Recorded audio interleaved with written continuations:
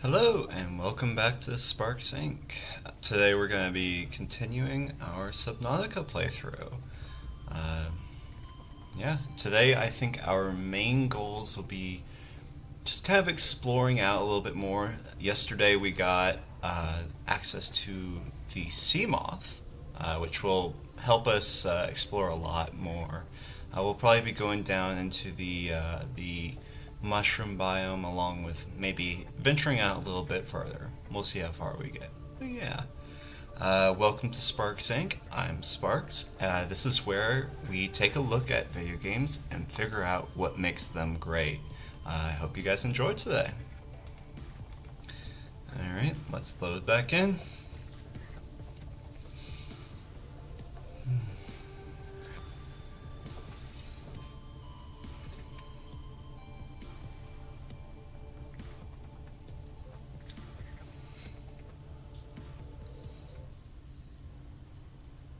Very nice. Getting back in, we saw the aurora explode in the last stream, so make sure to go and check that out if you haven't watched it already. We had a couple of good discussions about some of the things that Subnautica does well in its game design. Let's go ahead and see what the radio has for us. This is Officer Keen in Light Pod 19. The captain is gone. I have assumed command. The last thing the captain did was give me coordinates for dry land. We regroup 1.5 kilometers southwest of the crash site. Stay together and good luck. This message will now repeat. Rendezvous coordinates corrupted. Transmission origin coordinates downloaded. Signal location uploaded to PDA. Alright, yeah, so we're getting a couple of more places from the game. Oh wait, never swapped over. I'm sorry, you guys couldn't see anything. So we got a couple more things going on with the game. Telling us where it's wanting us to go. Yeah, right now, I think... Okay, good. Well, looks like the sun's finally rise. It was night before anyway. Couldn't really see much to begin with. But that's alright. I think our first order of business is to go check out the mushroom biome. The glowing mushroom biome. We can go and check out this broadcast a little bit later on. But yeah.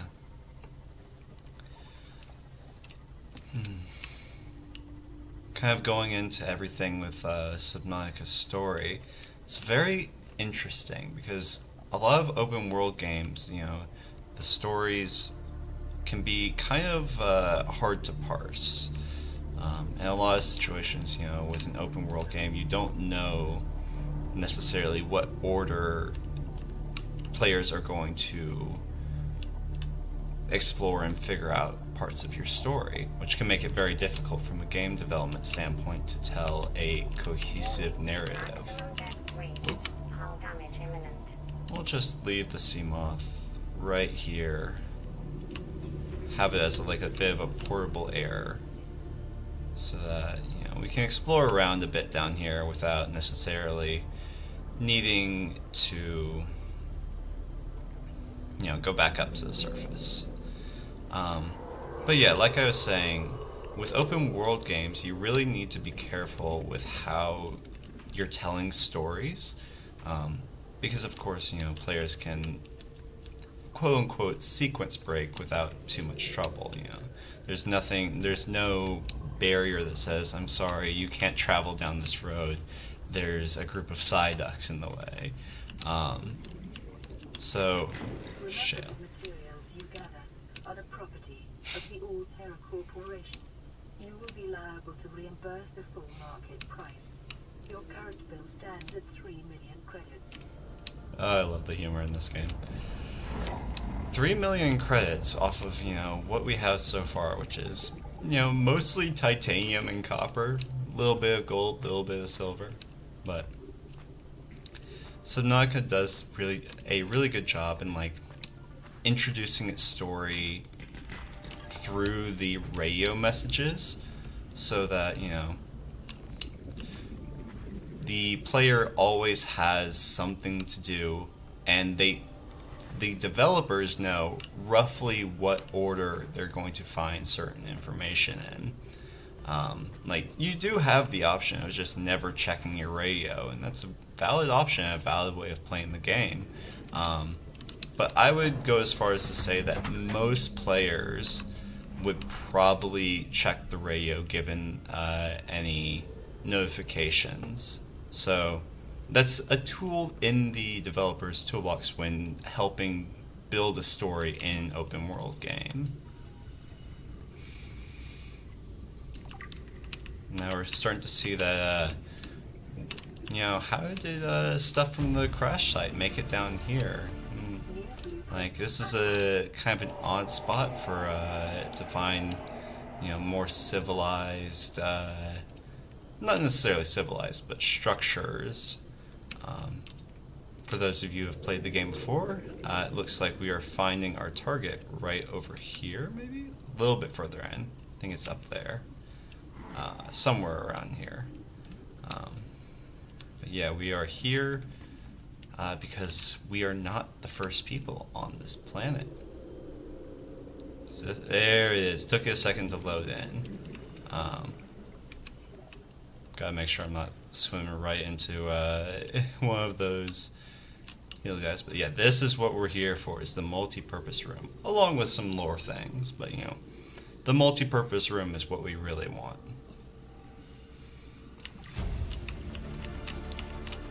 Grab the spotlight as well. Alright, let's see, how much can we get? Oh, that's bad. Bad start. Yeah. A little bit nervous about drowning here. Come on. There we go. So I think I am going to swim back to our sea moth, see if I can bring it a little bit closer over. It's going to be tight. Especially with power running out on our sea moth. Not sea moth, but on our sea glide.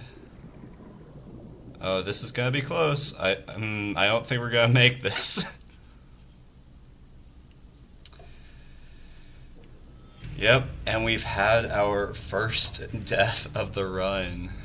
They don't occur too often, but I found, especially in the glowing mushroom biome, it can be, let's see here. What did we lose? We still have the battery that we found. Doesn't look like we have lost anything too important. Go ahead and switch the battery over. So we have full power. Let's see. Can I craft some more batteries while I'm here? Do I have the resources for it? It does not look like it. But while I'm up here, I think I will go ahead and build that multi-purpose room. I think our base should have enough structure for it. So I'll go ahead and grab some titanium. I'm going to have to be kind of, careful with how I switch around batteries. 'Cause, it just takes a bit. Let's see here. There we go. Now we should have a bit more room, and we can expand our base a little bit. And we've still got a bit of hull strength before we need to worry about that. Separate work and leisure spaces to maximize productivity. Treat this space as your home, but never forget that it is not. Yeah, now we've got a nice little place. Once we can get a bed, we'll deal with that pesky darkness a little bit more. Alright, let's put some of this stuff away. I might go and craft some more batteries since we don't have a way of recharging them yet. Then we'll have to go back down, retrieve our sea moth, and try and figure out what's down there in the glowing mushroom biome. And our power is out on our sea glide. Well, not yet, but just about. The early game before we find our battery chargers is going to be just me crafting a lot of batteries. Let's see here. Let's get enough acid mushrooms for maybe 3 batteries. 2, 4, 6. Alright, that's enough for 3. That should give us a decent amount of charge. Yep. Let's see here. Let's make sure that I've emptied out all of these storage containers real quick. Yep, all empty. Alright, cool. Alright, let's go back. There's our sea moth down there. And power has run out. Ooh, and now here's something interesting. This is something Subnautica is very good about, is environmental storytelling. Like, because later on we'll learn that this is the coronavirus, something that's not native to this planet, but exists on this planet. It's a very deadly virus, I think it is, not like a bacteria or anything. But yeah, so Subnautica does a fantastic job with environmental storytelling and kind of setting up the expectations of what's going to happen throughout the story. There's my base. I'm blind.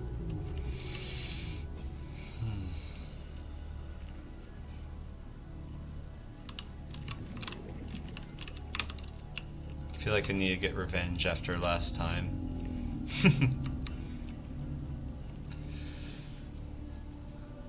Oh boy. Yeah, let's go ahead and make some more batteries. Let's see, do I have any copper in here? It's gonna be really silly of me if I, okay, I do have some copper. I don't have enough for 3. We'll go ahead and start with 2 and then leave the other resources here.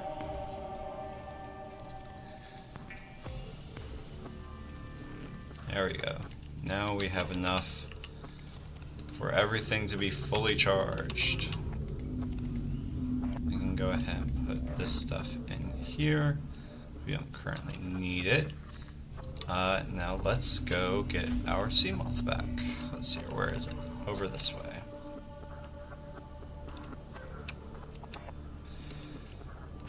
Yeah, no, the scary thing about dying in Subnautica, it's not necessarily like any, you know, you lose a little bit more of the coronavirus.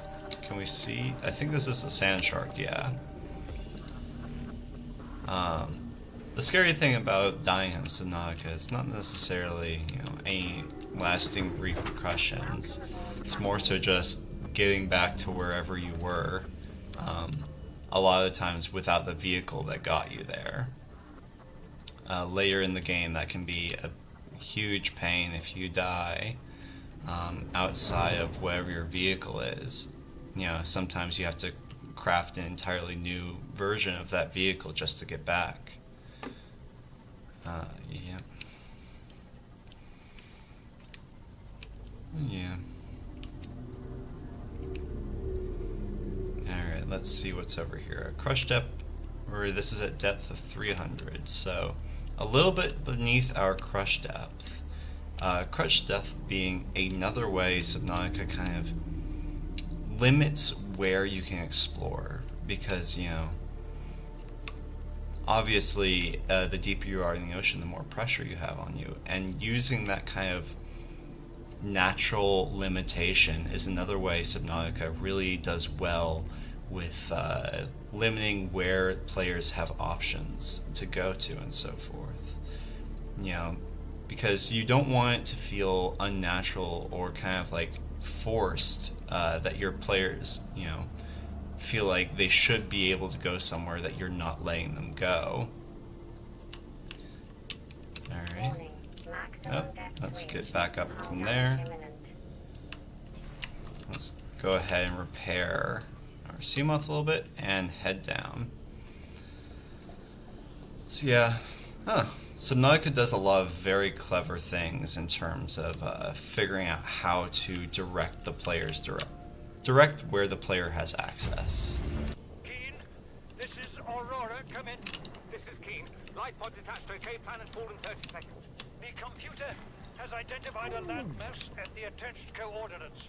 I want you to regroup the crew there. Understood, but They are your responsibility now. Don't let them down. Captain, you need to evacuate.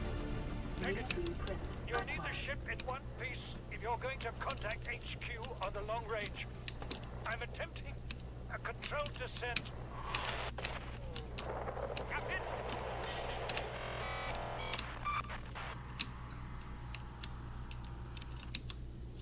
Yeah, we got a bit of lore there. The captain going down the ship. It's very unfortunate. New PDA data. Let's see what this log has to say. Integrating new PDA data.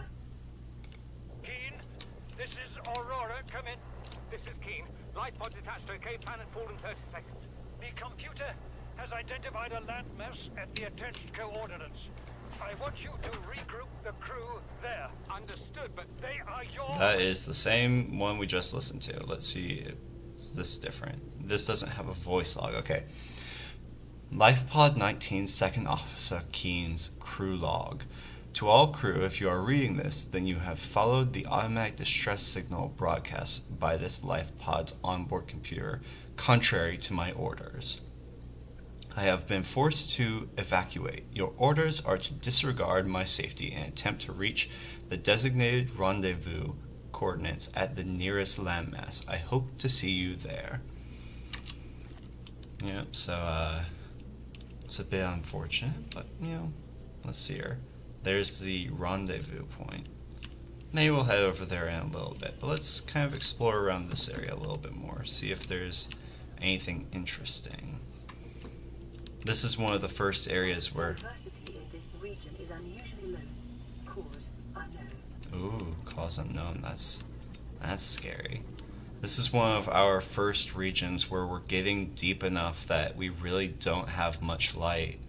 And this is where Subnautica really gets its reputation of giving off feelings of thalassophobia, fear of the ocean. Because your vision is so limited, you can see our friends, the reefbacks up there, look far scarier than they do next to our base, just because you can barely see the bioluminescence they give off. New blueprint Vehicle acquired. upgrade console, very nice. Let's see here. Let's point the lights of our Seamoth down at this wreck so we can explore, without necessarily needing to see everything. Warning. Let's make sure we don't go under or over our crush depth. Alright, let's see what we got down here. Modification station, that's going to be very useful. A bit of supplies. Now this is something that we're going to need, the laser cutter. We don't currently have access to it. We don't have the blueprint. But that's definitely going to be something we're going to work towards here. New blueprint acquired. Alright, let's see. It's this modification station again. Very nice. We got a commander chair, or a command chair, I should say. But yeah, these wrecks are definitely going to be something we spend some time with. Oh, I think this is a power cell charger. Yep. Gonna want all of the chargers we can get because, like you were seeing earlier, we are always going to be running low on power. Alright, let's just double check, make sure we didn't miss anything, and head on out. Luckily this area doesn't seem to have any, hostile creatures, so we can explore in relative peace, but the darkness does definitely give a sense of foreboding and anxiousness, because like I said, even the reefbacks earlier, you have to look pretty closely to make sure that it is the reefbacks and not something a bit more dangerous. And Subnautica's low light areas really add to its reputation as a 30 seconds. alright, especially with all of the oxygen warnings. Yeah, But yeah. Warning. Maximum depth 3. Alright, let's not go under our crush depth. Looks like we got some more stuff down here that we can scan. Go ahead and get some of these resources.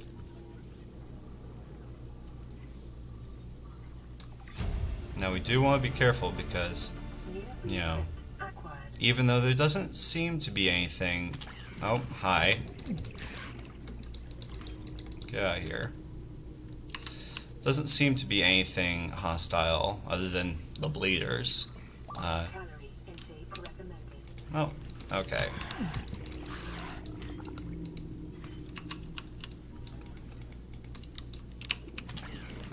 Why are there... These things keep on attacking me. Quite annoying. Thermal plant. We've already gotten our thermal plant. Man, a lot of thermal plant here. Yeah. I don't want to venture too far away from our sea moth. Just because it would... If we do die to some creature out here, it would be a pain to get back. Yep, see, this is what I'm talking about. It's the reef pack. The reef packs are perfectly, perfectly safe, but you know, it's the seeing something just out of the corner of your eye and not quite being able to make out what it is.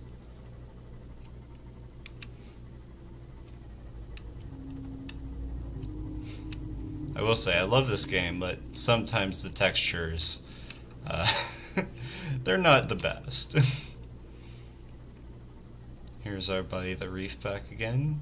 And see, now that we have more visibility, they're perfectly friendly.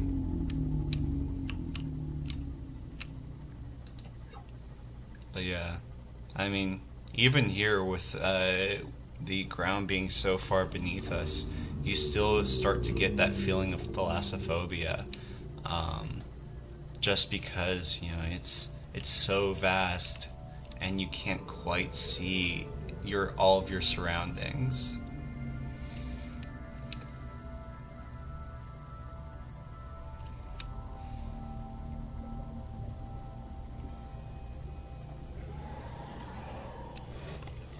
Yeah. Let's see here. Where am I going? Let's go back to base, actually. I was heading back towards the escape pod, but I don't think we really need anything there. I want to deposit some of the resources we got at our base. So let's do that.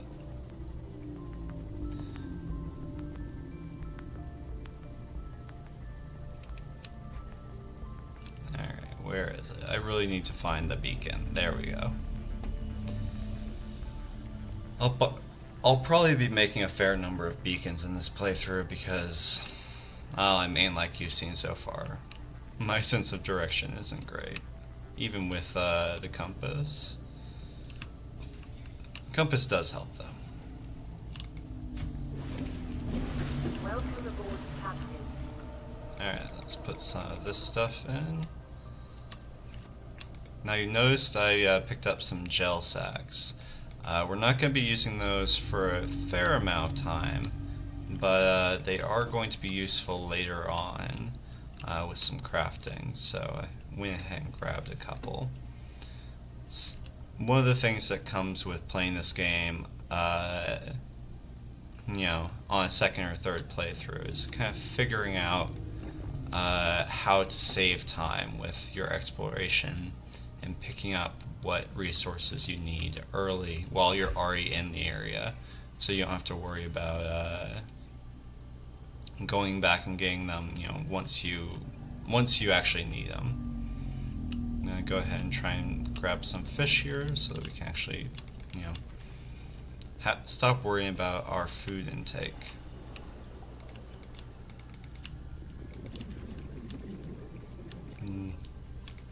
There we go. Oh, that one's infected. Let's not eat that one. There we go. Emergency. starvation imminent. Seek calorie intake immediately. Yep, that's what I'm doing.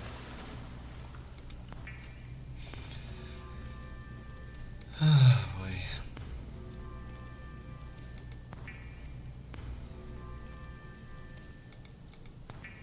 Yeah. Maybe we'll start heading over towards the coordinates that the game wants us to go to. That's something that I enjoy when I'm playing games. Like, there is something to be said about creating your own path and making your own fun. But I also like seeing how game developers want me to approach their game. Trying to follow the notes they give me or the guides they give me, just so I can kind of see what they intended. Of course, I can also, make my own path as well. But, it doesn't hurt to kind of see how the author intended for their work to be viewed and in what order, especially with an open world game like this, where you have, theoretically infinite choice in how you explore the world. Yeah, it's interesting.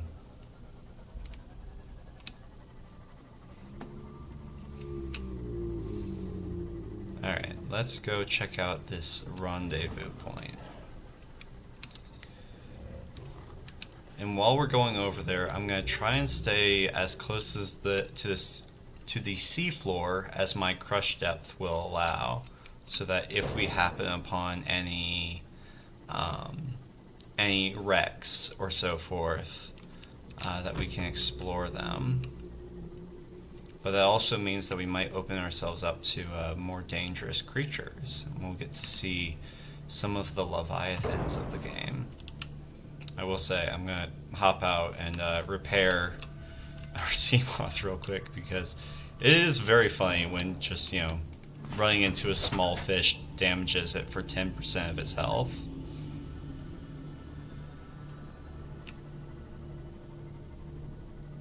Warning. Maximum Well, there's our crush depth. hull damage imminent.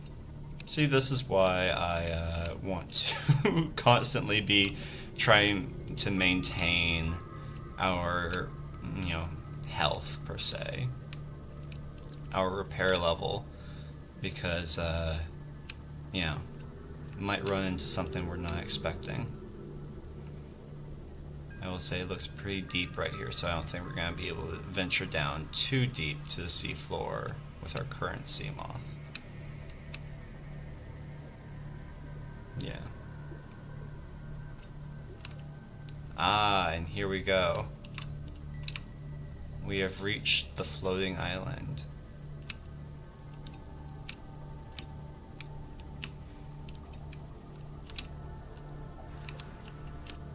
So, if you all watched the previous stream, you'll have already seen hints of this area.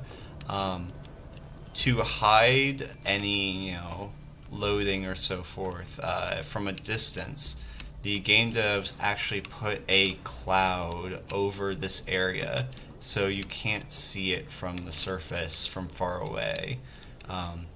They also did this with the other major landmass in the game. Alright, let's see if we can find a way up onto land.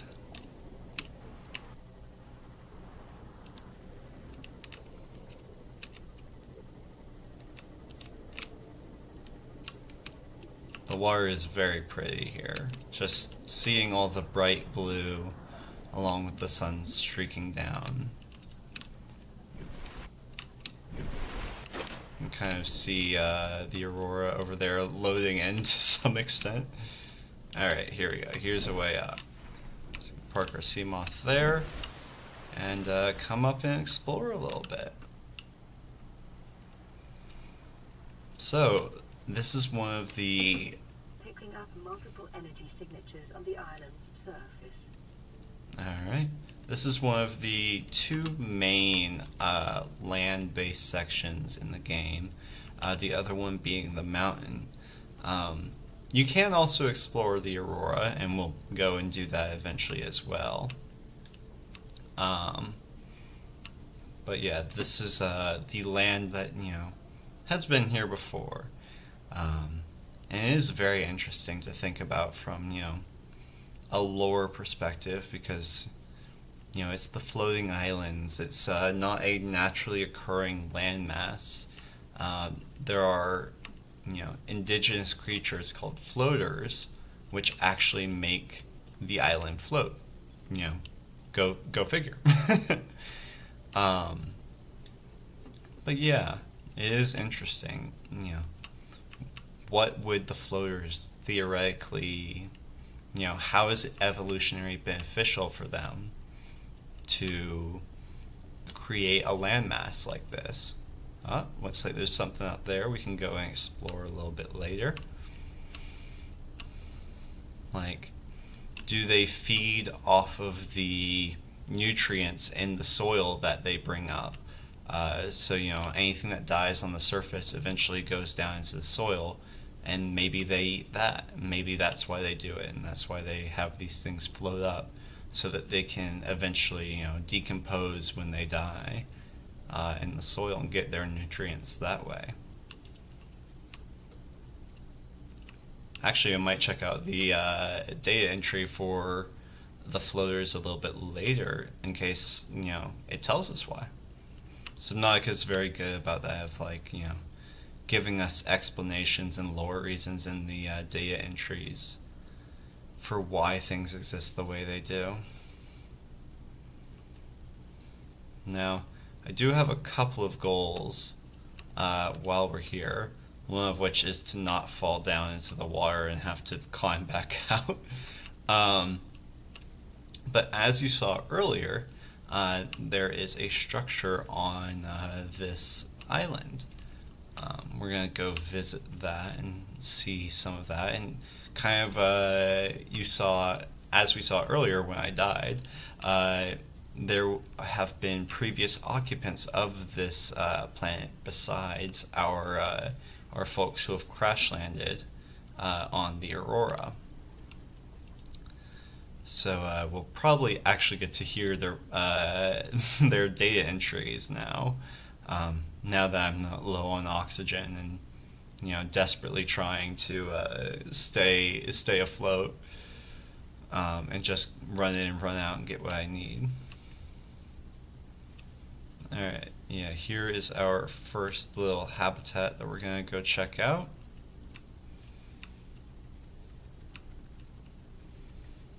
Now, this is one of the big reasons we came here, is for food.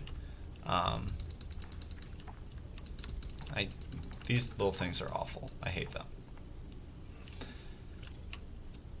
Alright, let's not get stuck on anything, please. But yeah, so we're going to be taking some of this lantern fruit back with us. They don't do a ton of health, so it doesn't really matter, but it's just annoying. Alright, let's see if we can get in here and figure some stuff out. Looks like we got a purple tablet here.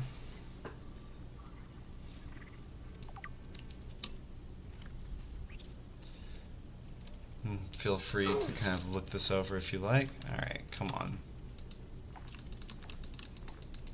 Get out of here. Did I get it? I think I got it. Oh, little animation. What is that thing? I don't know. I found it outside in the sand. Part of another ship? None I've ever seen. It's not even scratched. Don't fool around with it. It might be worth something. Stand down, Chief. If it were gonna crumble to dust, it would have done so when I picked it up. It's glowing. We're not the first people to come to this planet. New blueprint acquired. Maybe. Could be aliens. Could be the damn sea monsters for all we know. One thing for sure, we ain't gonna find out by staying here. Alright, yeah, and we just heard our first look at the Degrassi crew. Degassi? I think it's Degassi crew. who were on this planet before us. Also, one thing I just noticed is we have a nice little option to scan ourselves. So let's go ahead and do that real quick. Self-scan complete. Vital signs normal. Continuing to monitor. Okay. Nothing too weird yet.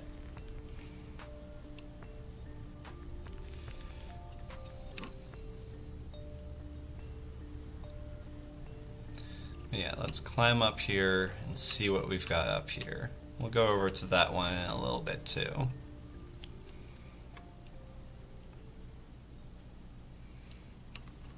Looks like we have the stasis rifle here. Go ahead and scan that. Let's get ourselves a buckhead as well. Bulkhead.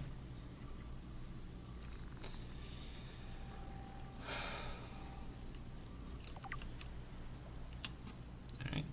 Quick water break. New blueprint acquired. Alright. Oh, there we go. The game knew it too. Alright, let's get a quick scan here. We're going to be grabbing a couple of these as we leave. We don't want them to go bad on us before we can actually grow any of them. Let's go ahead and get this observatory as well.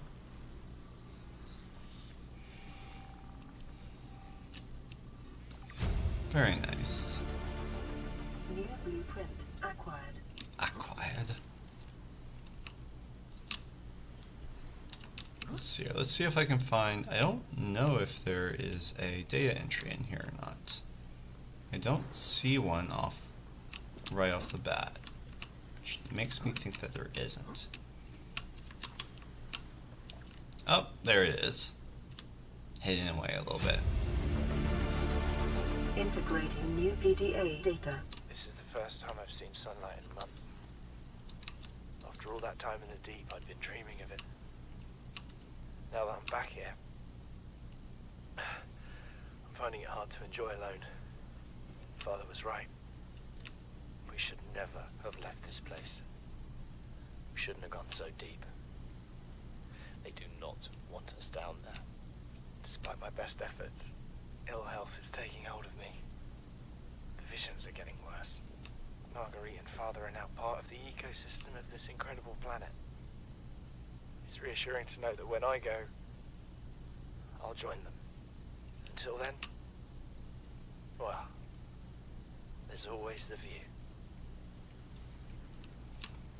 And the view truly is spectacular. Not to take away from that moment, but like, say what you will about the textures in the game, you know, sometimes how it loads and so forth, but man, you get a view like this, it's just beautiful. But yeah, we saw there the Degrassi crew. I'm never going to pronounce that right, I swear. They ended up meeting an unfortunate end.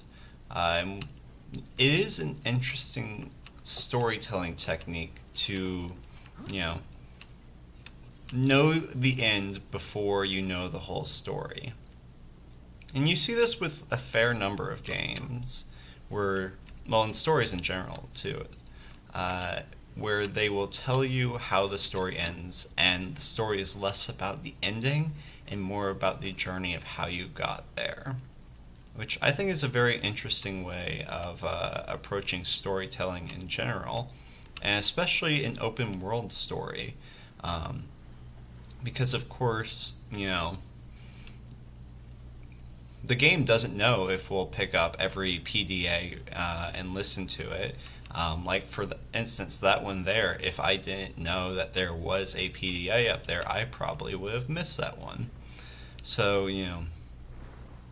it is an interesting tool for game developers with open world titles to kind of let you know at the beginning how the story ends, so that you're never missing out on any big twist by, missing 3 or 4 log entries. Like, how the story goes and how it'll end. It's, the interesting part is how we got here. I think that's a more underrated way of doing open world stories. I think a lot of developers could learn a bit from. Integrating new PDA data. This island is a godsend. Look out of the window. No predators, fresh food.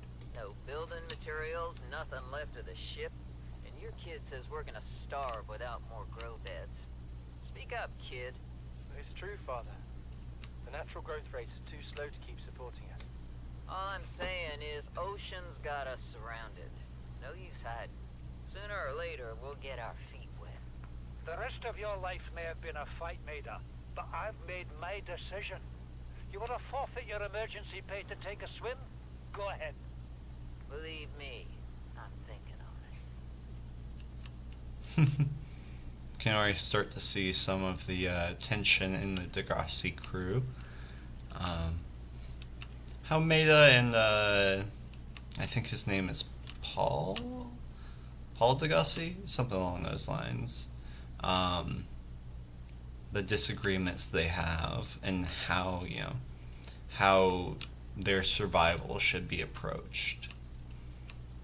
Alright, let's go back down here. I want to try and First, I want to try and get down here without falling. But what I really want are some of these lantern fruits. These are some of the best food sources in the game because they give you food and water. Well, most of the things in the game give you both food and water. But they give it to you in large supplies. If you've got your potatoes and melons over there, you'll have like 3 or 4 things to eat, whereas this you'll have an entire tree for the same amount of space on a grow bed. There we go. And it does look like the sun's rising. Let's see here. There's one more thing I would like to find while we're here and show you guys, because it starts to kind of get in a little bit more. Even before the Degassis, there was somebody else here. But we'll see if I can find that, because I am notoriously bad about making my way around this island. Let's see if I can find it, though. Ooh, we got a little PDA down here. Signal location uploaded to the PDA. Integrating new PDA data. Integrating new PDA data. Alright, where...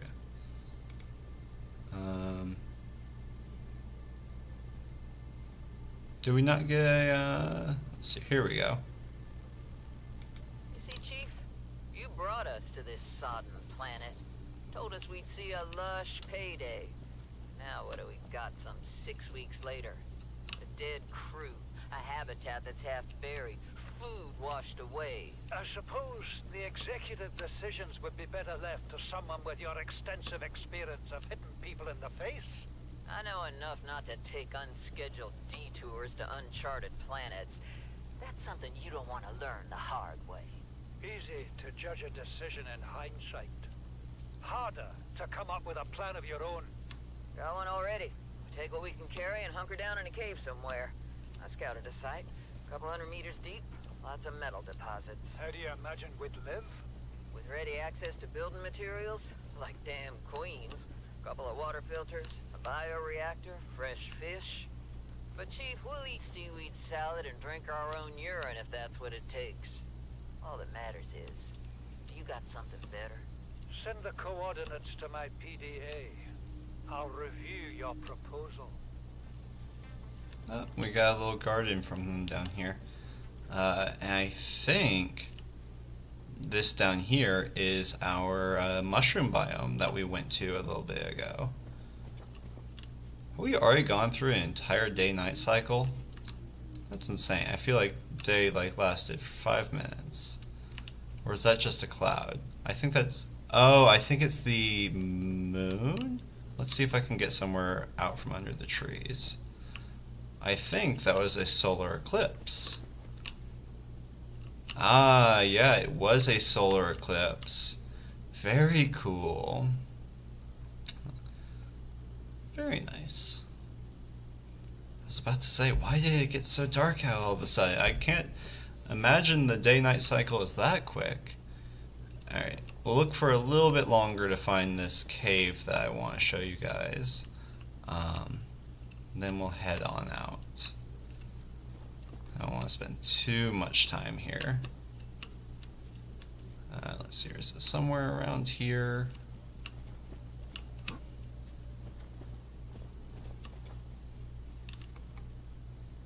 I swear I hear something like squeaking behind me. Ah, there's our cave. How do we get over there, though? That's the question.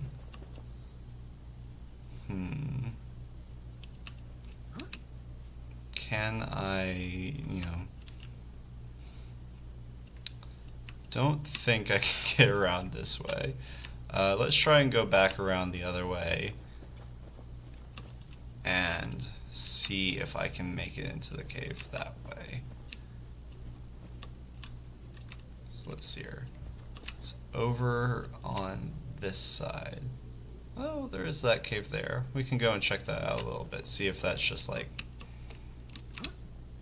loops around itself.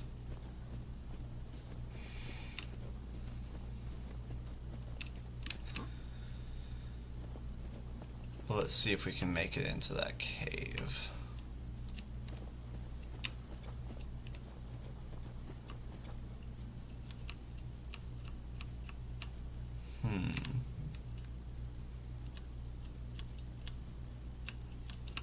Alright, let's... Alright, a little bit of fall damage, but that's okay. And here we go. This is what I wanted to show you guys. This is the precursor technology. These are the people who were here even before the Degassi crew. Well, I say people. They aren't human. But yeah, no, this is something, this is a big part of the kind of lore of Subnautica, is figuring out, who these people were and, well, who was here before us. Alien Arch. Go ahead and scan it. The structure's intended purpose is unclear. Theories on function, ceremonial or religious, industrial applications, advanced transportation network.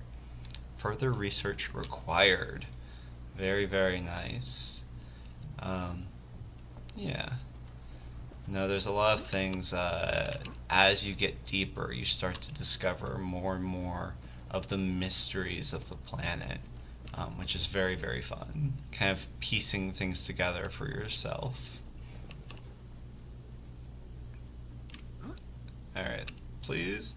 Alright, cool, we made it in. I wasn't sure we were going to make it there for a second. Alright. As promised, let's scan the floaters and see. Go ahead and pull this up, and then we will take a look at it inside our Seamoth.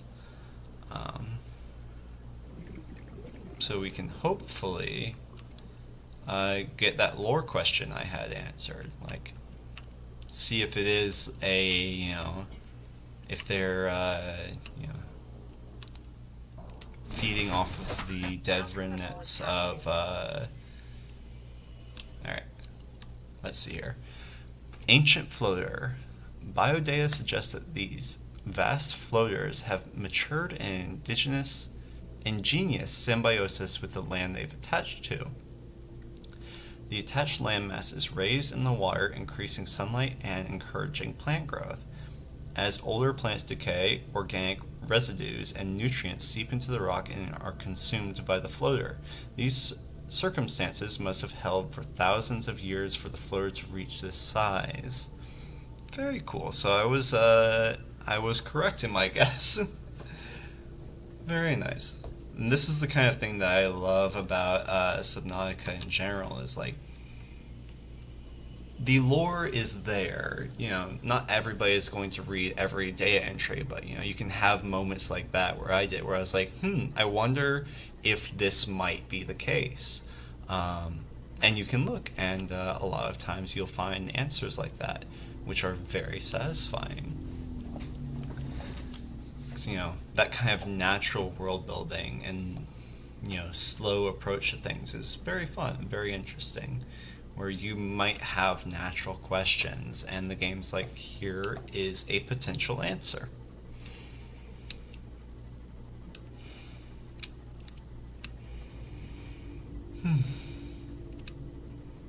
Going ahead and hang back. We're back in the red grassy plains. I think that's a scanner room fragment, which we already have the scanner room. So it shouldn't be too bad. Alright, let's see here. Where is our base? I think it's, yeah, there it is, right over there. We can head back and start to see what goals we should have. I definitely want to go ahead and build that interior grow bed so that we can start planting some food, and you know, we won't have to worry about everything that we got at the floating island going bad on us. That's my main worry, because you see, like, it's already down to 1/3 health, even though, you know, like, we didn't go, you know, directly back, but we also didn't meander too much either. Like, I looked around a bit for the cave, but even still.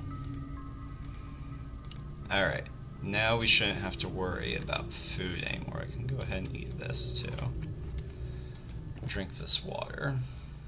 I can go ahead and put our purple tablet away as well. I might move our storage lockers at some point too. Let's see here. Let's start working towards our radiation suit, which requires fiber mesh and lead. Let's see here. 2 fiber mesh, 2 lead. I think we have that. There's 1 fiber mesh, 2 lead. I think we have another fiber mesh in here. Yep.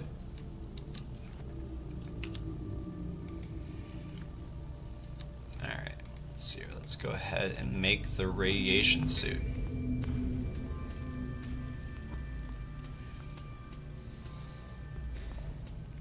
Very nice. Let's see here. I think I'm going to put this back in here just for now. We're not going to go right away because the radiation suit is only really used for the Aurora, which I don't think we're going to go to the Aurora quite yet. I think I might want to explore a little bit more.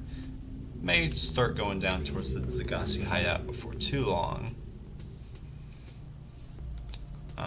Yeah, let's take a quick inventory of everything and see if there's anything that we might want to craft. Let's see here. Let's look. Because what I would really like is the modification station. But I don't think we have that fully scanned yet. We don't have that fully scanned. We do have the power cell charger, but we don't have access to rubies yet. Well, I say we don't have access. We haven't found rubies yet. I will make a radio down here, although I don't think I have any copper because I used it all in the batteries. So let's take a quick look around for some copper.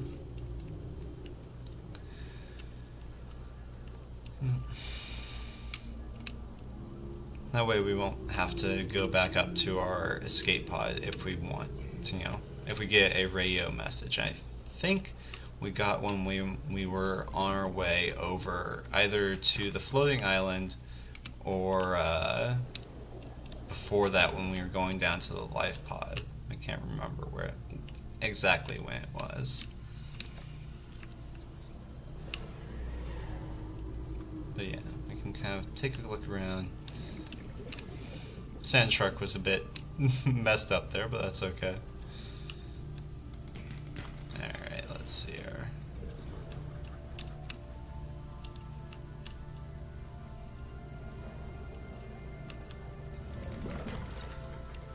little bit of gold.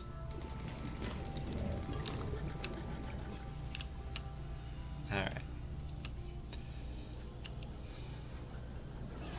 I will say, when we do go back down to the Degassi hideout, actually having a, you know, somewhere to ping to get there will be very nice. It's not just, you know, me wandering about while on limited oxygen. Hopefully that'll prevent us from dying again. That would be nice.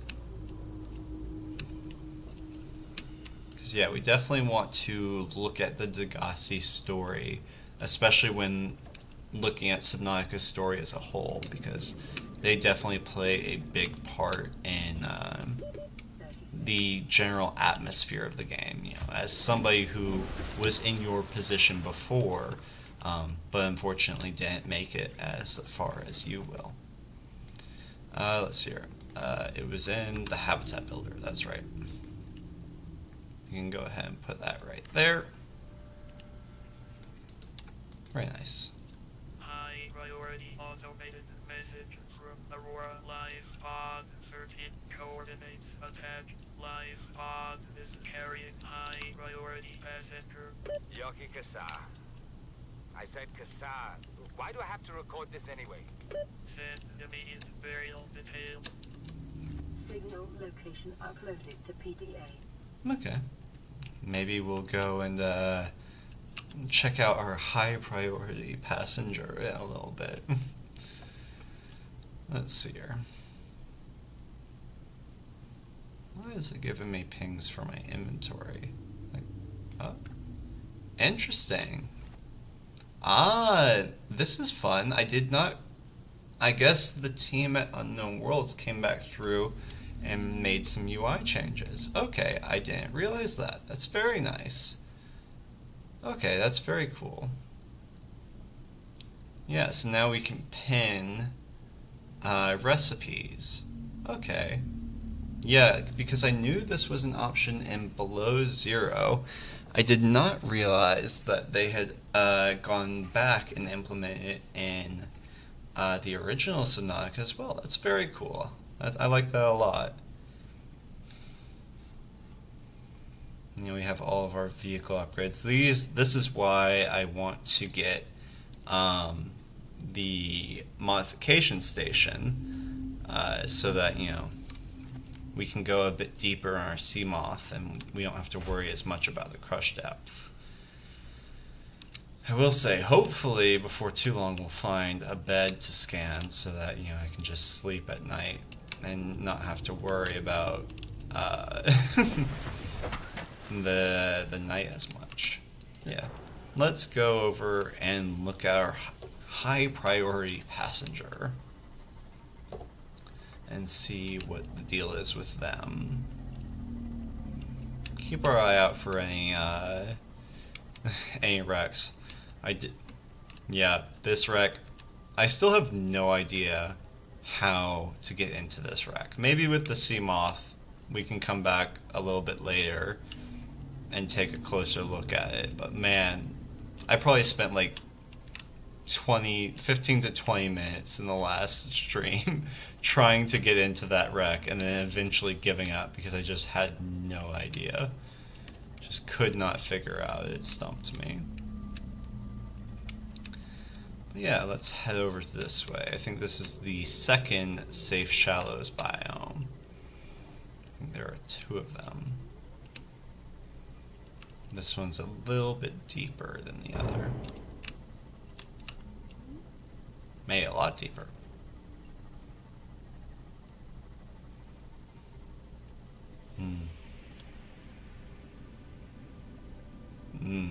It's definitely moments like this that Subnautica really cranks up the thalassophobia.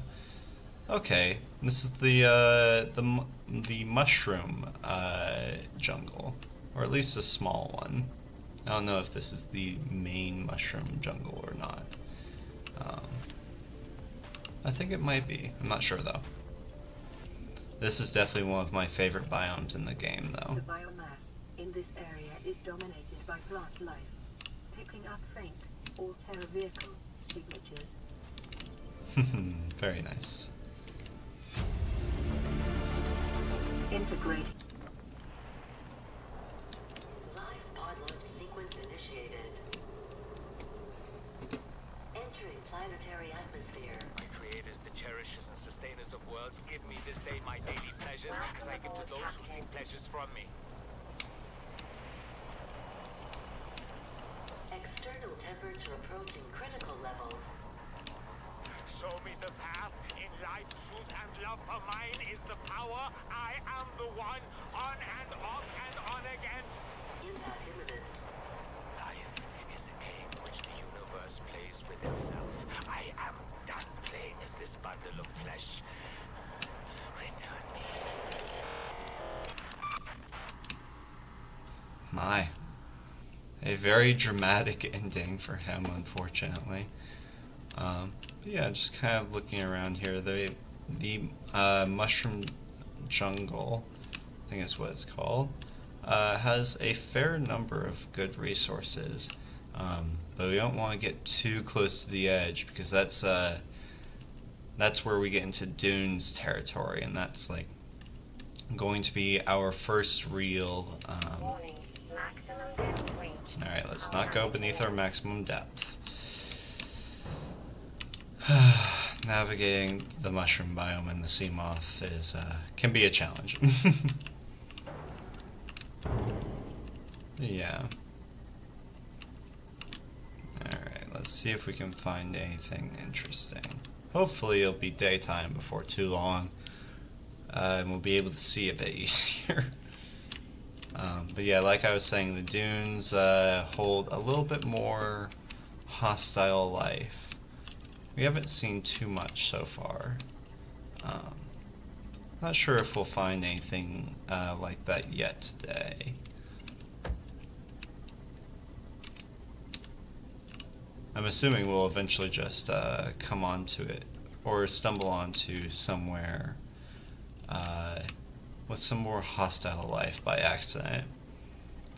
You might get a genuine reaction on me like you did with the buyer yesterday. Oh boy. I was going back and making shorts out of the previous stream. Oh, it's a slate shell. One of these days we are going to find a slate outcrop, and it's going to be great. But yeah, yesterday I was going back through and making shorts of the stream, and that was one of the moments where I made a note to make a short because that was completely genuine, and I just got jump scared by the smallest fish in the game. Ah, boy. Looks like we are starting to get some sunlight coming through. It's a bit easier to see.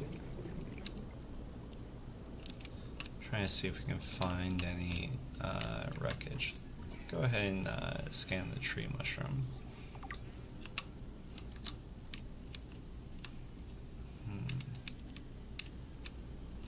Ooh, and there is one of our first major hostile life forms. We only caught a glimpse of it there.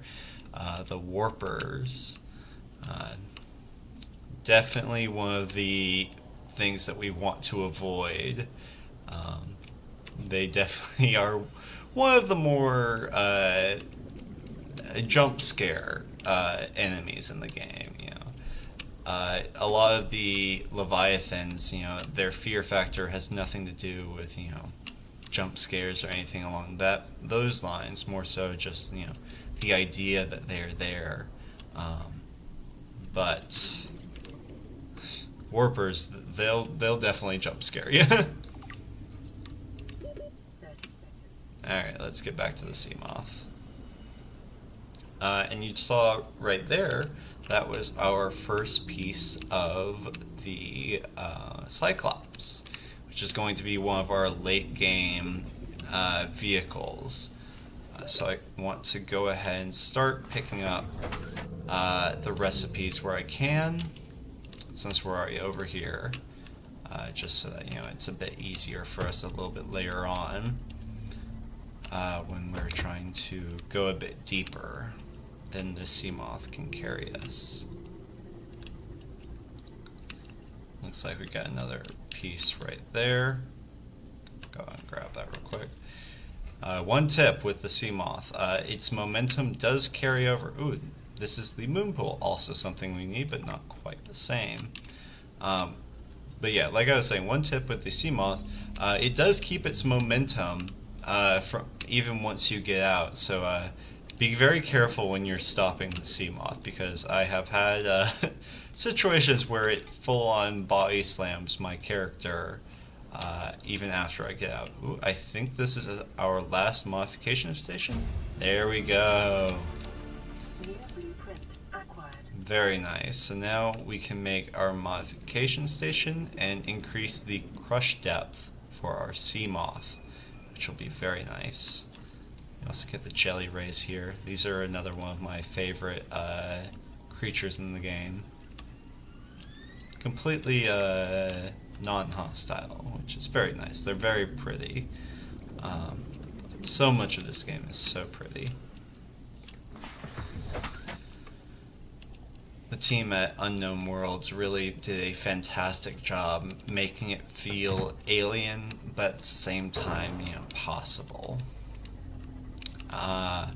Here's one of, in my opinion, the scariest biomes and the most anxiety-inducing biomes in the game, the Blood Kelp Zone.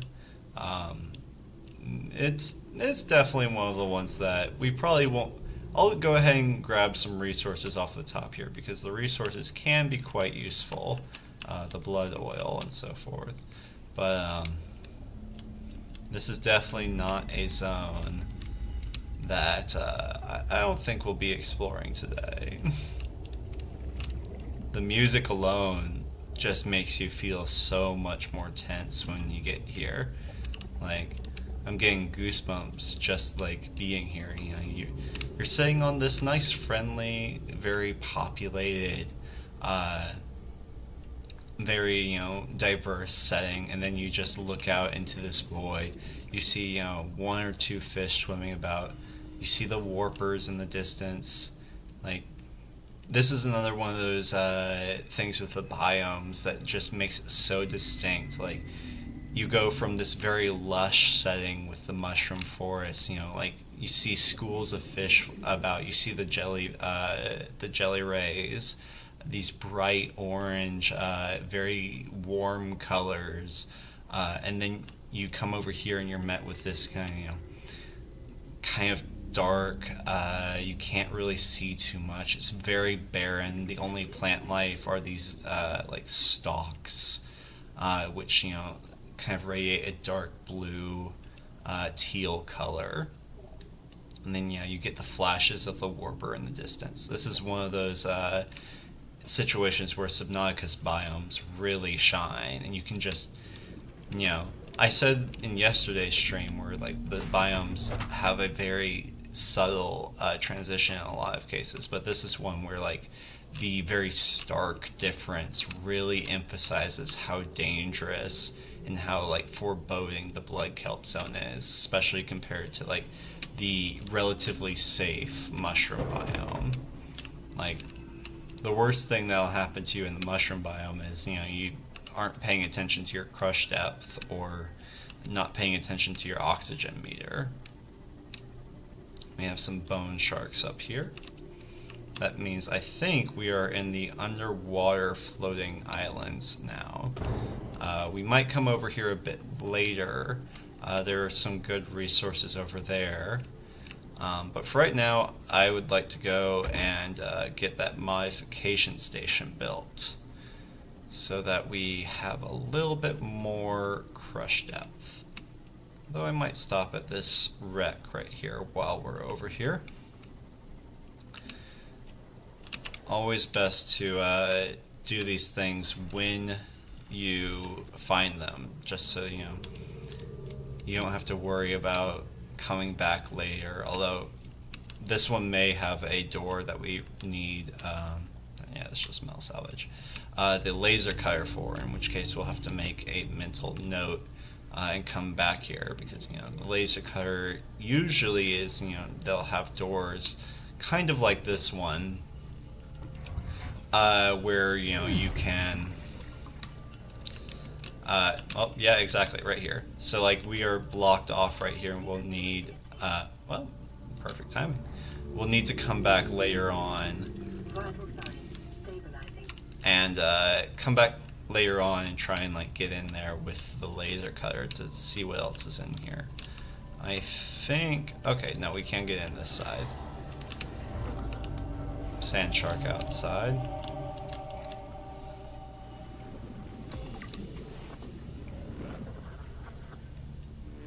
Alright, let's see what else we've got in here. Okay, so yeah, this, we still don't know what's in that room. We haven't been able to get in there. Well, we might be able to. Let me go refill my oxygen real quick. That's one of the most dangerous things about Rex, is just not really paying attention to your oxygen levels and, you know, exploring a bit too long. Alright, let's see what we have in here. Do we have anything? Is this just a dead end? I think this is just a dead end. Lovely. Alright. Well, we can go ahead and head on out and start moving back towards our base and get that modification station built. Let's do a quick scan around the outside, make sure I didn't miss anything. I don't think that's anything. I think it's just a desk. Oh, it's a reef back. I was like, what is this shadow of? Because I just saw these long tentacles. I thought they were maybe some of the mushroom vibes, but no, just some of our reef back friends up there. All right, let's see. Let's take a look in here real quick. Better to have taken a little bit of time and found nothing than missed something. Yeah, we'll go ahead and grab this metal salvage too, just so we can say it wasn't a complete waste of time. All right, back to base we go.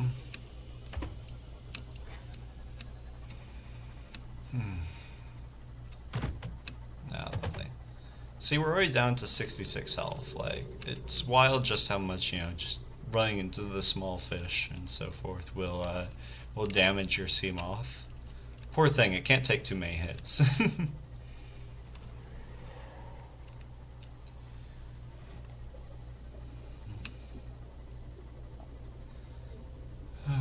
Boy, this is a deep kelp forest. It's very nice. I love it. It's just very... the vibes are immaculate.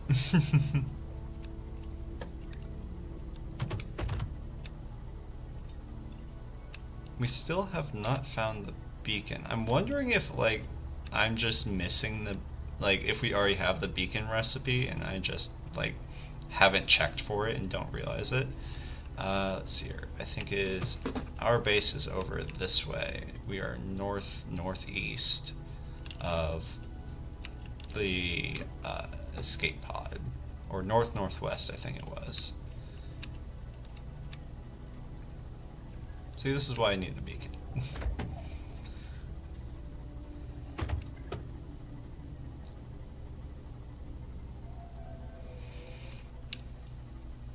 Did we already pass it? Is that what?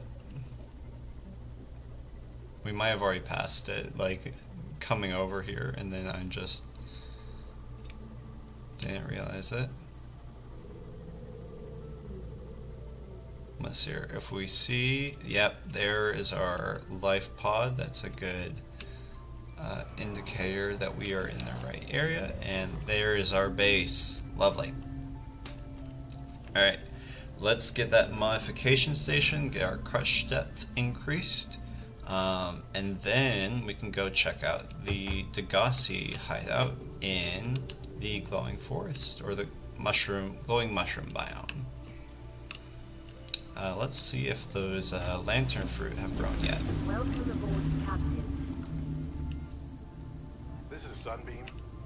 You know Aurora. We're from a little transgov on the far side of Andromeda, and we have a saying there. There's no bad without the good, no good without the bad. Sounds like you tasted a bunch of the former. That only means you're overdue a whole lot of the latter. Might just be we're it. We're scanning for somewhere to park. We'll be in touch when we find it. Signing out. Very nice. The Sunbeam, you know, they're good people. They're trying their best.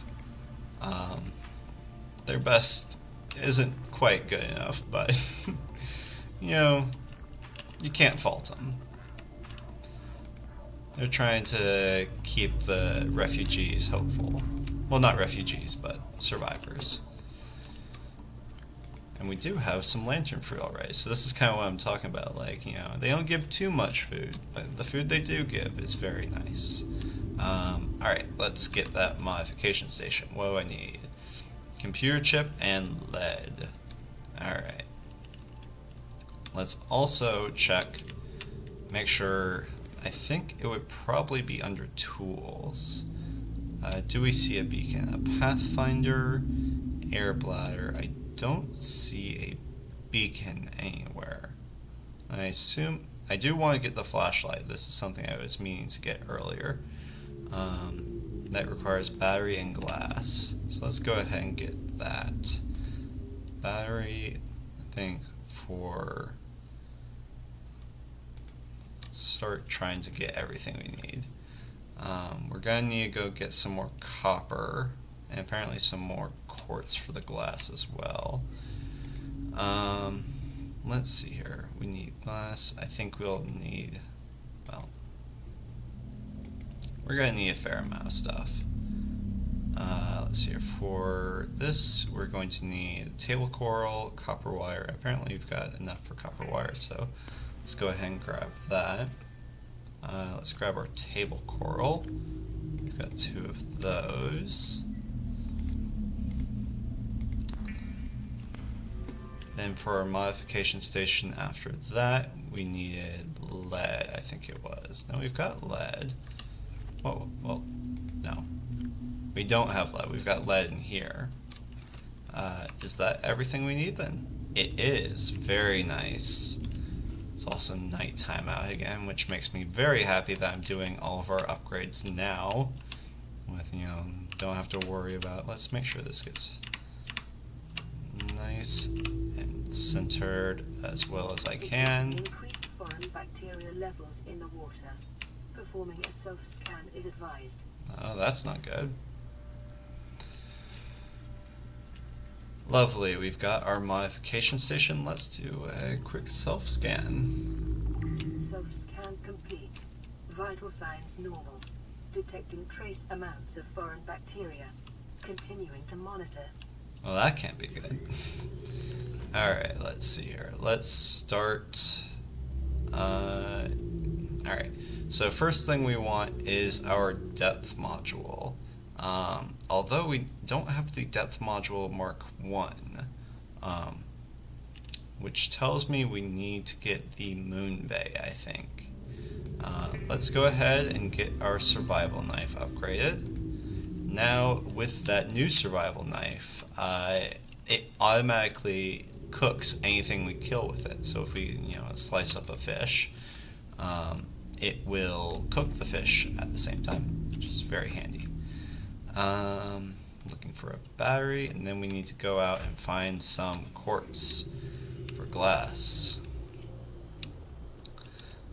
But yeah, the fact that we don't already have access to get the Mark 1 tells me that I think that's in the vehicle modification bay, or it's like the add-on to the moon bay, I think it is.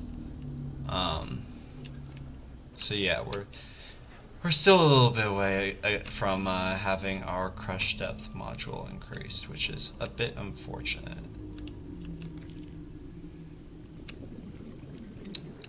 Maybe we can check in the PDA to see exactly what we need. I'm not sure. I need to remember that pinning UI is there. Alright, we've got a little bit more resources now. Now we can make that glass and make our flashlight, which I am very excited about. Flashlight is very nice when you don't like, especially for exploring wrecks, when you don't really want the full power of the Sea Light, and you just want light. The flashlight also has more light than the Sea Moth. Yeah, go ahead and scan our lantern tree in the comfort of our base. Get some more lantern fruit.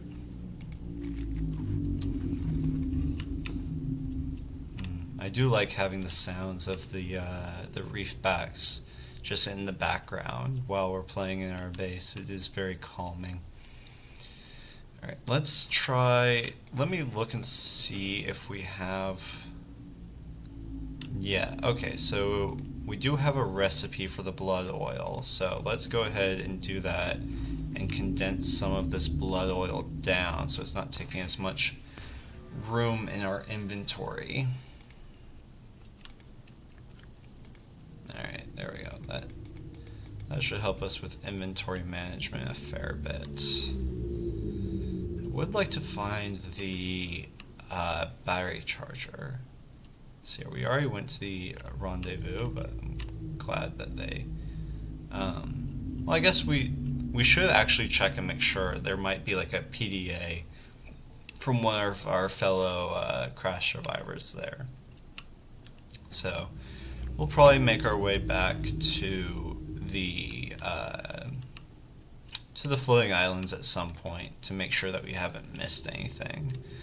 I was hoping to find another battery here because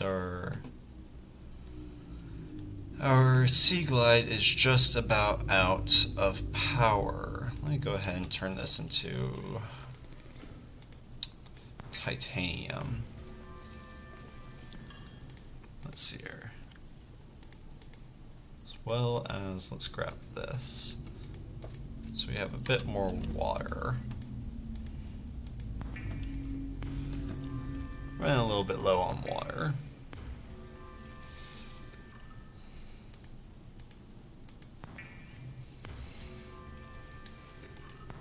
Very nice. Our water supply should be pretty good for now then. Put this back in here. Alright, let's... Let's see here. We've got the Degassi down there. We've still got our Aurora Rendezvous, and those are really the only two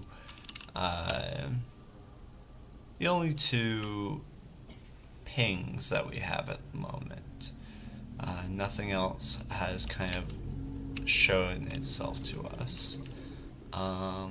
In that case, we may just explore a little bit and see if we can find any wrecks. Trying to think where we might go back over towards the floating islands because they have a good number of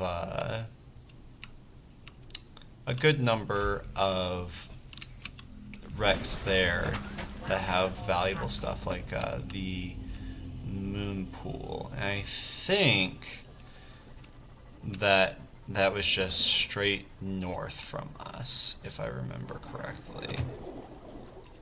So, we'll see.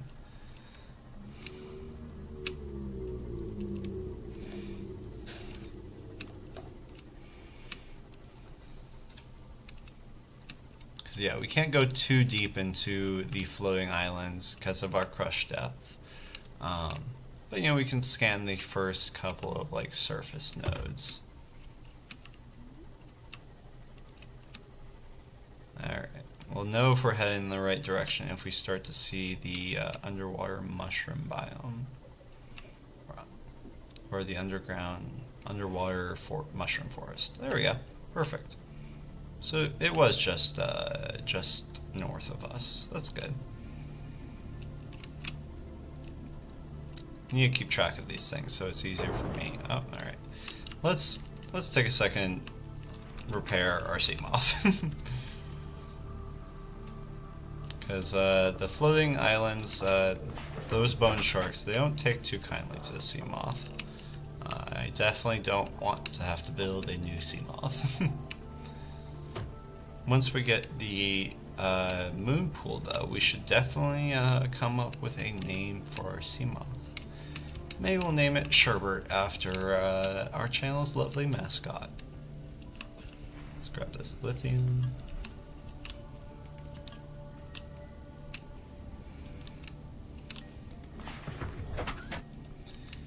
Alright, let's see here. Anything else before I head over? Oh, hello. You look like an interesting wreck.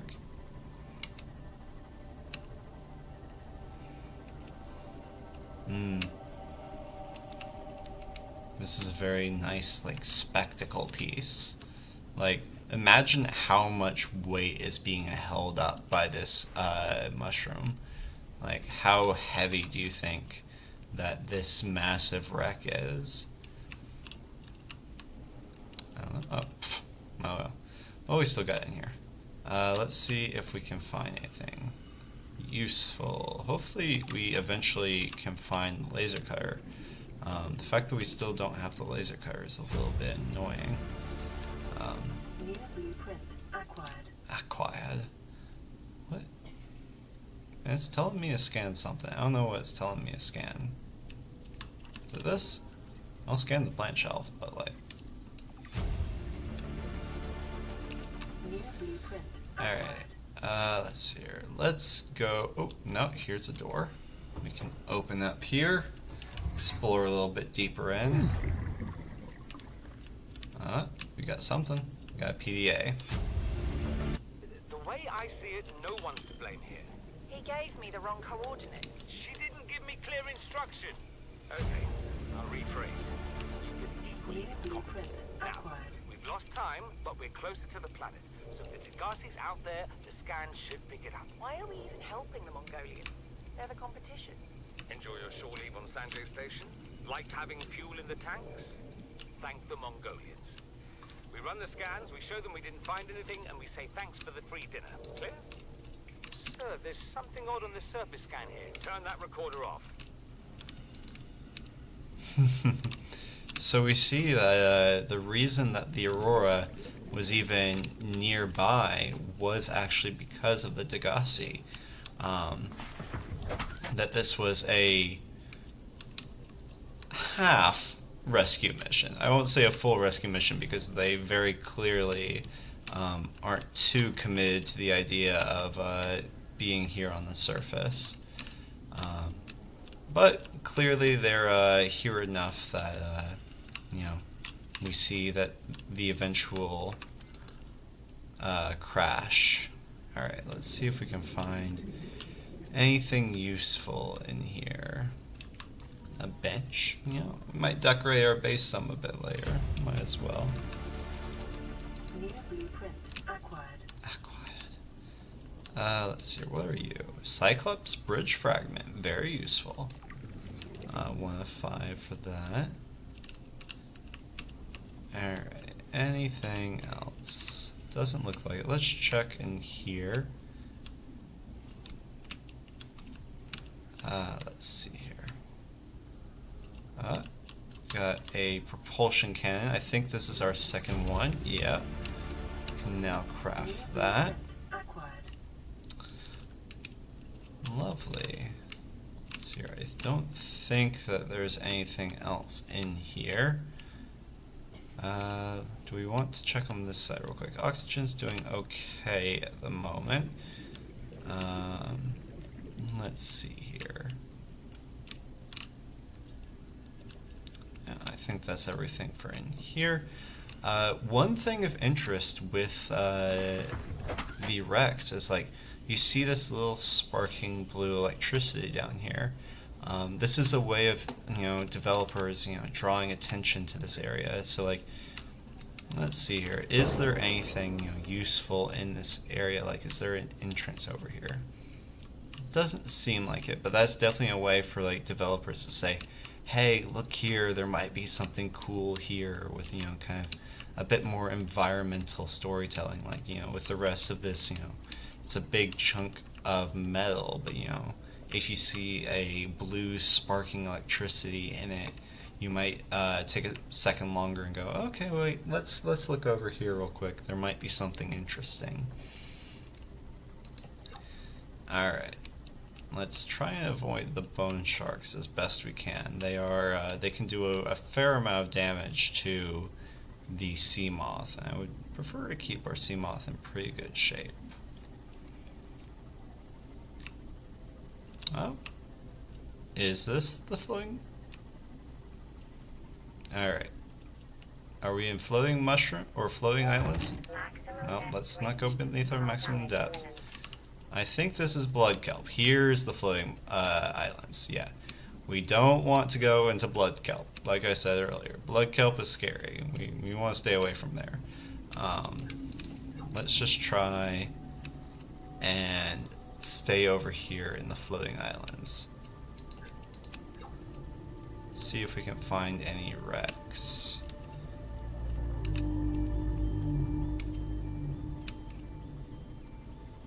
Here we go. Here's a big wreck. The floating islands have a couple of like really good wrecks with some like good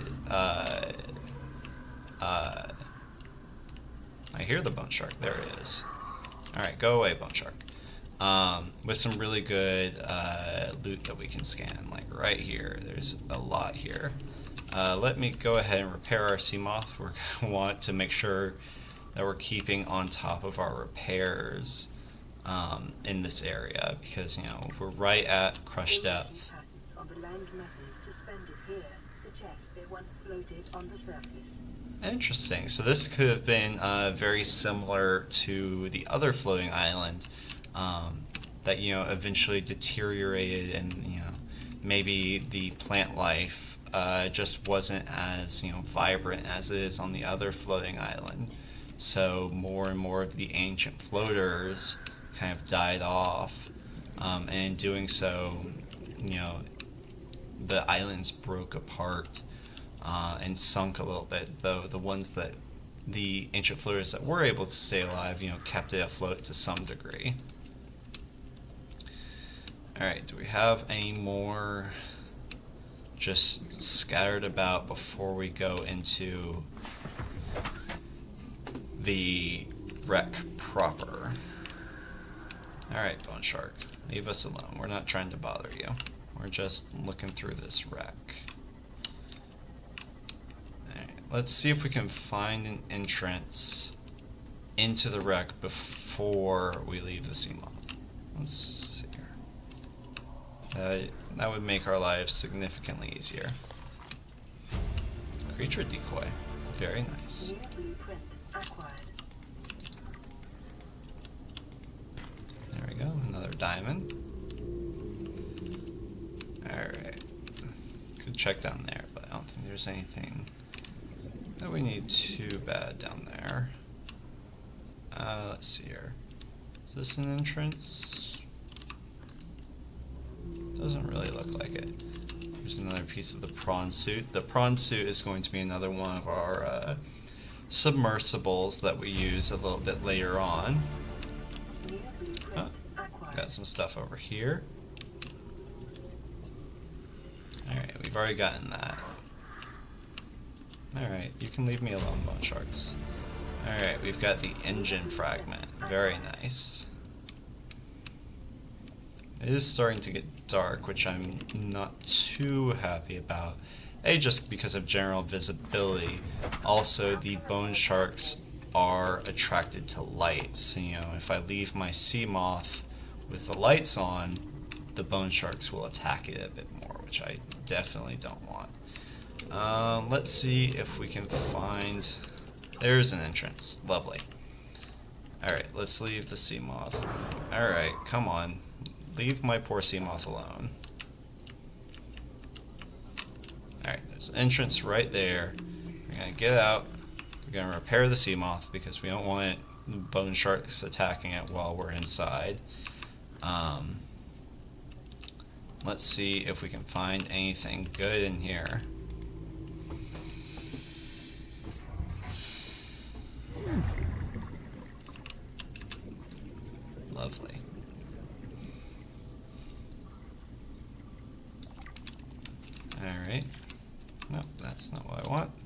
I keep on flicking the lights off. It's very annoying. I need to get better about that. Like when you switch over, the lights are already still on. Alright, number one things we're looking for here are the battery charger, along with anything to do with the moon pool, which I don't think there's going to be anything moon pool related here. Usually those fragments are outside. We might go back over to the mushroom forest to look for moon pool things. We've got a door blocked by the laser cutter. We desperately need to get the laser cutter.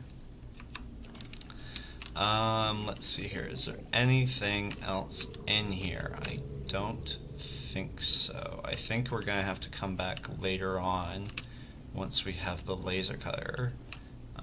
That tells me we should look around the safe shallows and the grassy plains a bit more for wrecks in that area, and hopefully we'll be able to find the laser cutter, because that's the one thing we really need at the moment.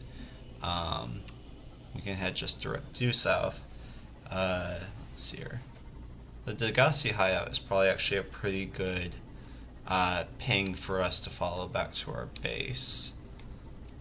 We can check out some of these other floating islands closer to the surface while we're here. Let's see, and we're still at 100 health, so we should be okay. But yeah, and let's just make our way along, see if we can find any more wrecks on our way back. So that's the thing we're looking for most right now, are just wrecks so that we can find some more blueprints.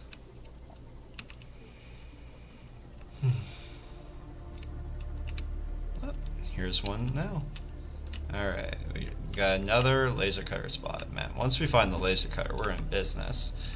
Let's see if we can find anything on the outside or a way in.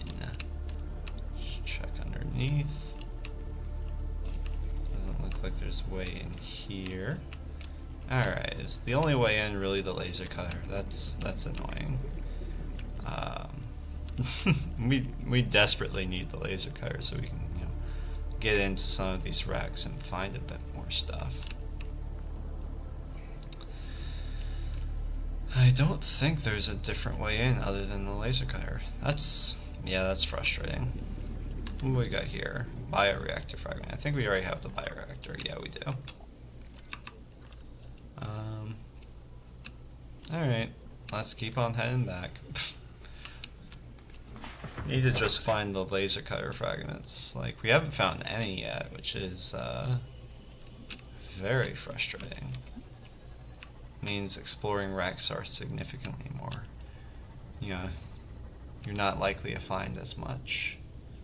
Let's make sure that we're exploring like even small areas like this. Like, we don't have to get out or anything, just a quick once over so we make sure we're not missing anything.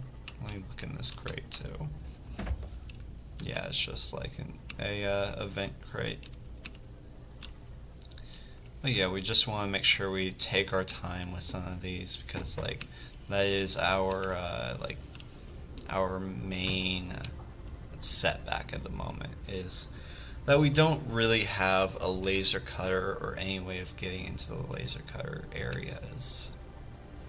So we just want to make sure that like if we find small wrecks like this, that we take a... Oh, there's a beacon. See? It's a great idea to come and look at the small wrecks like this. Now the question is, yep, we need to for the recipe. Of course. Alright, let's see here. Let's move the sea moth a little bit more so we can have a bit more light in this main area. Alright, what did I just run into? Looks like it was like some of the mushroom reef that was growing on the side. Alright, let's point the light here. And let's look this over. Grav trap, we've already got that. But, titanium, a little bit extra titanium will hurt Let's see here. Anything over in this direction? Doesn't really look it. Got a couple of peepers here. The peeper is asleep. Interesting. So they sleep while swimming. That's a neat little touch.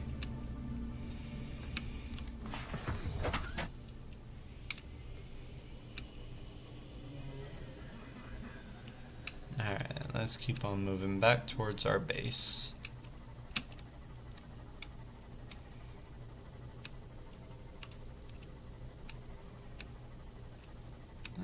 Here's something. We got anything here? Any laser cutters?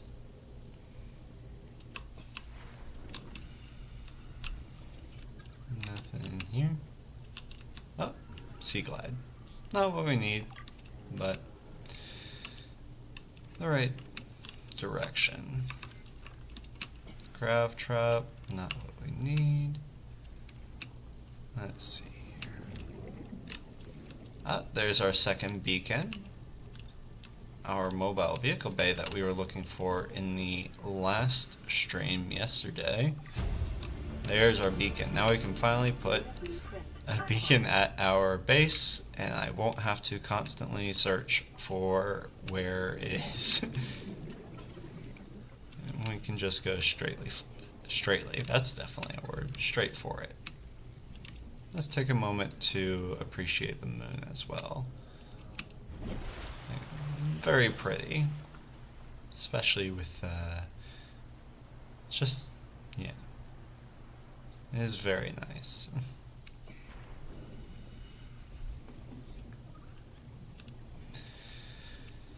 Alright.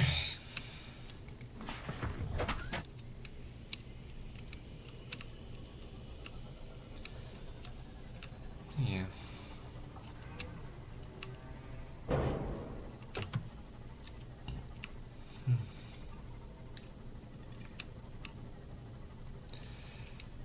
Let's see here. What else have we got? Aurora Rendezvous. Alright, we're not passing our base, are we? Where is the Degassi hideout? It's right underneath us. That means, have we passed our base? I don't think so. What's over this way? Just kind of exploring right now. No real rhyme or reason. We don't really have any, there's a grassy plateau over here. I don't think... Oh. We are getting close to the Aurora. That's no good. Let's stay away from this area then. Although, I could. I don't have the radiation helmet on me. Okay, let's head back over this way. Oh, there is a wreck here. I don't think we've explored this wreck. Take a second and explore it, make sure that we're not missing anything. Yeah, doesn't look like we've explored this wreck before. We got Sea Glide here. I like to go ahead and, scan these, even if they don't give me anything, just so, I don't, when I'm passing by in the sea moth, I go, oh, we haven't been here before, because there's still stuff lying about. Alright, let's see if there is a way in, and if it has any goodies for us. Anything we can scan.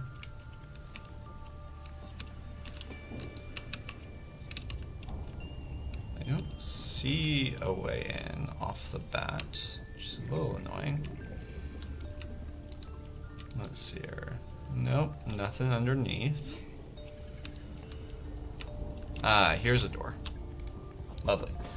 Alright, cross your fingers that we get that laser cutter. Integrating new PDA data. Alright, we got some more info on the Degassi crew. Is that all that's in here? And then the beacon? It's a little disappointing, but, what are you gonna do? Although, I think this is actually for our repair tool, so let's see if we can get in here. We're gonna need to get some more water on our way back. Alright, what have we got in here? Another beacon. Ooh, Mobile vehicle bay. Unfortunate. I got excited for a second. Let's see here. Anything else? Doesn't really look at it. Anything in here? Nope. Oh well. Let's see here. Let's go back. Let's just head back to our base. Welcome aboard, Captain. Alright, let's head back to the life pod, since I know how to get to our base from the life pod.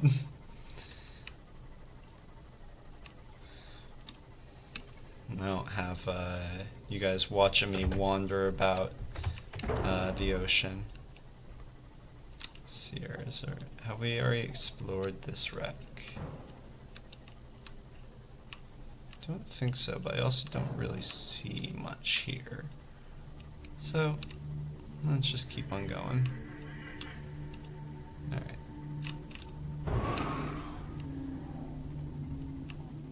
Alright, with our base should be right on the other side of this kelp forest.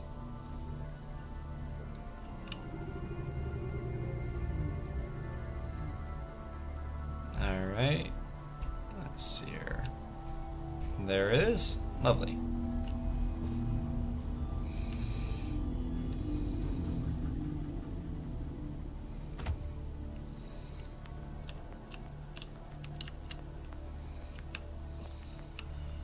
Alright, let's hop inside. Welcome aboard, Captain. Alright, let's read this real quick. Degassi crew manifest Paul Torgal. Auxiliary search and rescue mission Paul Torgal. Position Chief of Torgal Corp, Captain of the Degassi. Status lost in space near planet 4546b. That's the planet we're currently on. Age at time of disappearance 79. He's quite old. Paul Torgal and his crew fell out of contact with Mongolian authorities close to a decade ago. The Torgals were a resourceful, powerful clan, and the ship was well equipped, so survival is considered likely. Alright, let's go eat some so that our character doesn't die while we're reading lore. That would be pretty silly. Alright, back to lore. So their survival is considered likely. However, multiple vessels passing through the system have since attempted to trace the ship to no effect. It is also hoped the Aurora's superior scanning suite can do better. Made majority shareholder and Torgal Group by his mother upon her retirement. Interesting. So we're just getting a bit of lore about all of the Degassi crew and Paul Torgal. Oh, that's right, his name was Paul. I think I called him Paul Degassi, whereas the Degassi is the name of the ship, not his last name. Alright, let's go ahead and eat some so that we're not starving and so forth. Yep.